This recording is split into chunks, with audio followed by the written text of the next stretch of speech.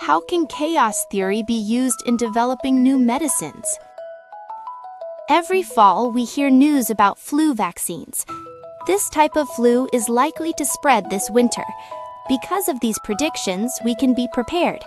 However, even when predictions seem convincing, we sometimes still get the flu after getting the vaccine. If the virus changes even a little, and if our movement and contact change even slightly, the outbreak curve can take a completely different shape.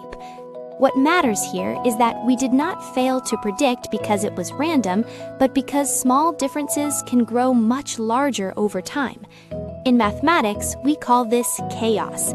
Chaos is not the absence of order, but what happens when very small changes lead to large differences. Nature shows us patterns, but it does not always remain the same. In the 1960s, Edward Lorenz was studying a weather model when he noticed something unusual. Only a few decimal places in the starting numbers were different, but over time, the forecast took a completely different path. On the surface, things may seem unpredictable, but underneath, there is still an order. That order does not move in a straight line, but along a winding path, which makes prediction more difficult. This idea becomes even more real in medicine. Our body is not a simple machine. Hormones, the immune system, nerves, and metabolism are constantly interacting with one another. A medicine works in this network by changing how these parts work together. The problem is that our bodies do not always respond in proportion. Sometimes a very small change can cause a large reaction, while at other times, the same stimulus causes almost no change.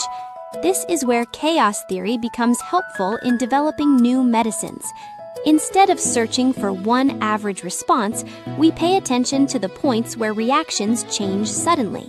For example, when we increase the dose just a little, the effect can suddenly become much stronger, or side effects can rise quickly at a certain point. At these points, we cannot simply think, "This will be fine." When we notice these tipping points, the way we develop the medicine changes. A dose that is safe for some people can be risky for others. Because of this, researchers no longer dismiss signals such as heart rhythms or brain waves as mere noise. In a healthy body, these rhythms vary slightly. Researchers pay attention to how complex these changes are, how the patterns shift over time, and how the rhythms change when illness begins. If we can measure these differences reliably, we can notice much earlier